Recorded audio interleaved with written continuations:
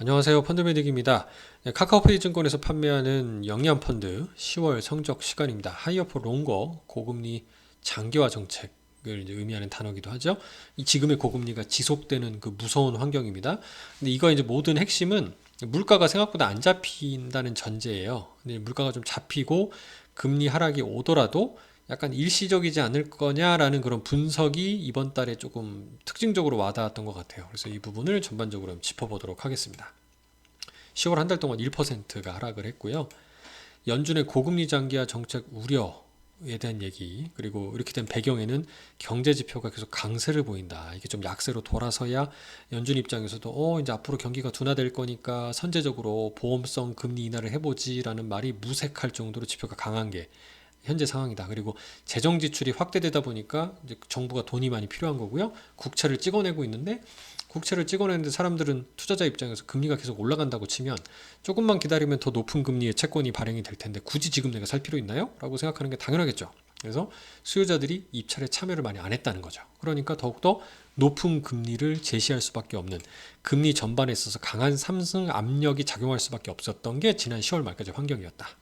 그 하이어포 롱고의 그 기조에서 두려움을 주는 재료였다면, 그래도 11월 달 들어서는, 이게 10월 말 기준인데요, 많이 반등했어요. 금리가 많이 내려왔습니다. 내려온 게 보이시죠? 이렇게 강한 상승이 나왔는데 지금 반작용으로 내려왔습니다. 근데 이 부분을 좀 일시적일 거다, 왜 그런지에 대해서 뒤에 설명을 하고 있는데요. 일단 3개월 성과가 좋지 않습니다. 자산이 뭐 위험한 거 들어가는 건 별로 없어 보입니다. 대부분 선진국 정부채, 회사채, 신흥국도 정부채 위주인데요. 굳이 위험하다면 신흥국, 이머징 채권인데 그것도 비중이 끼케 5%가 채 되지 않습니다. 대부분 여기 정부 채권들로 들어가 있는 것을 확인해 보실 수가 있죠. 월간 코멘트 중에 핵심적인 부분은 인플레이션 우려가 잡히느냐, 물가에 대한 얘기를 계속 하고 있어요.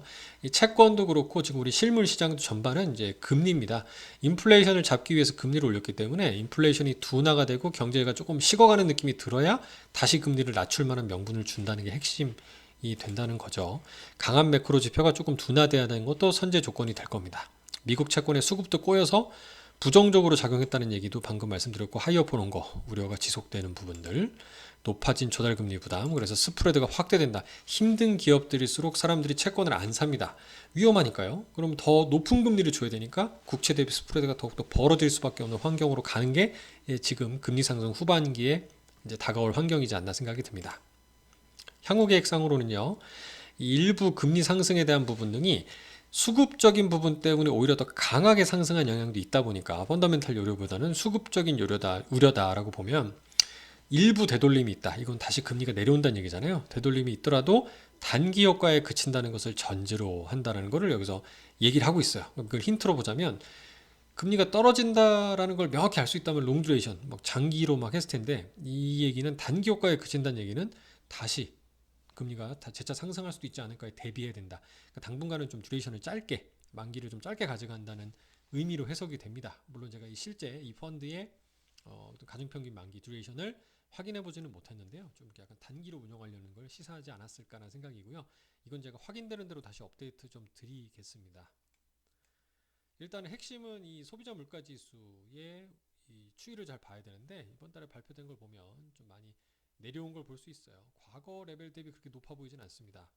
그 고금리, 그 고물가를 경험했던 시기는 작년과 올해 들어서 이제 급격히 금리를 올리면서 둔화되는 것을 목격할 수 있었고, 이 부분이 다시 반등이 되면서 굉장히 공포감을 줬지만, 그리고 다시 좀 내려왔다라는 게 상당히 의미를 좀 주는 부분입니다. 다시 이전처럼 또 반등이 나타난다. 그러면 이제 또 다시 큰일 나겠지만요. 일단은 지금 이 환경에서 조금 더 물가가 잡히고 내려오는지를 살펴보는 게 중요한 키포인트가 될 거다. 그리고 미국의 GDP나 경제 환경이 너무 강하지 않기를 좀 바라야 되는 게 아닌가라는 생각도 해보겠습니다. 감사합니다.